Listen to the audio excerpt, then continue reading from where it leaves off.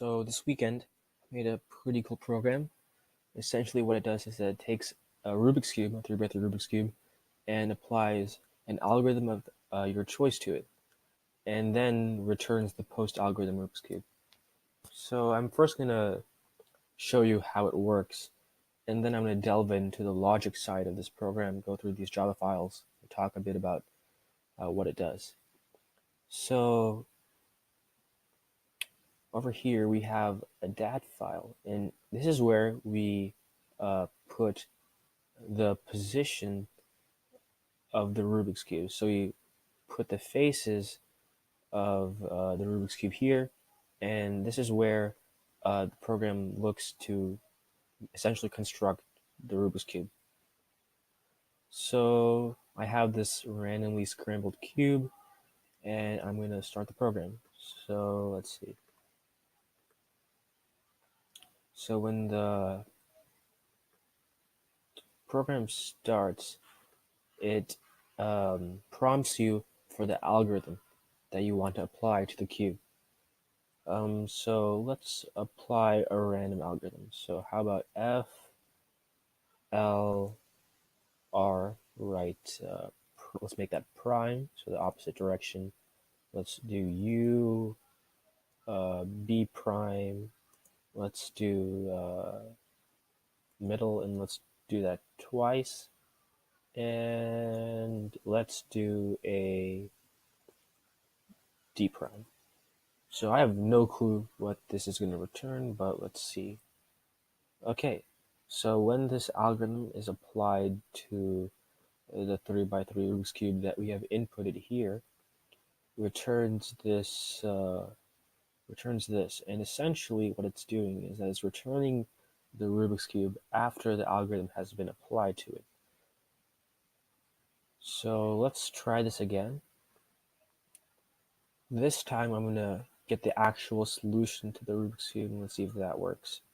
So this combination of moves actually solves the Rubik's Cube. So if I apply this string of moves, yeah, it solves the cube.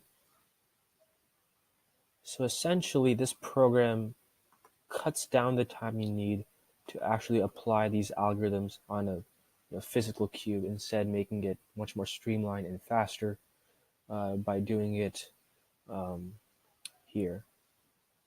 So I'm going to delve in now into the actual logic side of this program and talk a bit about these Java files over here.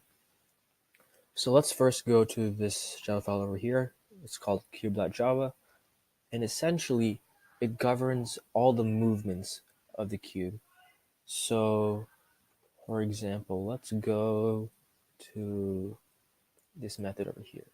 And this method is called y, and like the name implies, governs all the movements that are on the y-axis. So that would be right, left, and middle.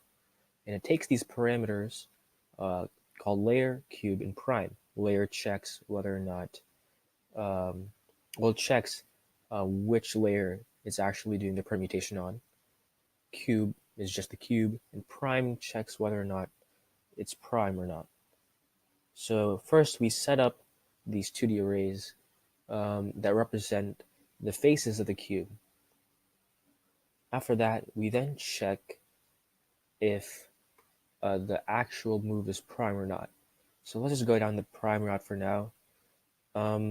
After that, this chunk of lines over here essentially reassigns values in the 2D array and exchanges it between themselves. And what that does is that it accomplishes the actual permutation, and yeah, so that's what those lines do. So over here, what these lines do is that they actually handle the rotation of some of the faces, because when a movement is done on the cube, not all the faces are changed. Some of them rotate. So this deals with the actual rotation of some of the faces. So this logic essentially is repeated in the X method and in the Z method. It's pretty straightforward. Um, so that's about it for the actual cube.java file. Has some extra methods, print all, which is pretty useful in actually printing the contents of the cube, and oh yeah, and it has this another method called isSolved, which essentially checks if the cube is solved. So now that we've gone through this file here, let's go to the algorithm file. So this just deals with UI and actually parsing this file over here, which represents the cube. So this chunk of code essentially just splits and parses this file, sets up the foundations for the cube. This is the UI, prompts the user for the algorithm, and this is where we actually look at that algorithm and then apply the actual movement that we want to do. So after that, we print out post algorithm. We use that handy print all method. And yeah, that's about it. Pretty cool project. It was really fun making this.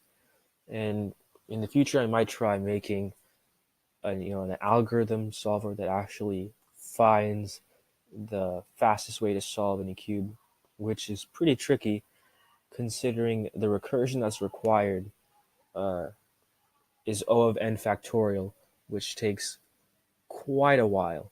So I gotta find a way around that. But it was a cool project nevertheless. Thank you for watching this video, and I'm probably gonna make some content in the near future. Thanks again.